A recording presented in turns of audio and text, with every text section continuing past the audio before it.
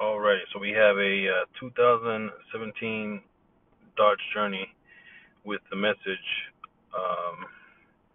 that we have here of, let's take a look at it, see what it says.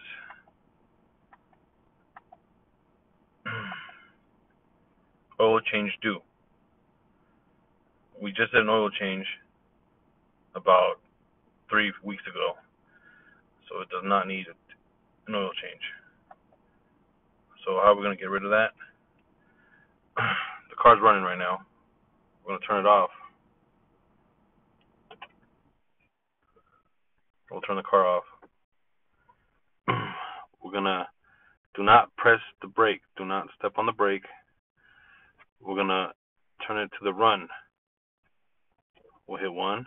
Do not step on the brake. 2. If you do, it will turn the car on. We're going to hit the gas pedal about 3 times, all the way down. 1, 2, 3. Let's do 4 just in case. Then we'll turn this back off. We'll hit the brake. Let's turn it on. And let's see what happens. Let's give it a few seconds to see if it goes away.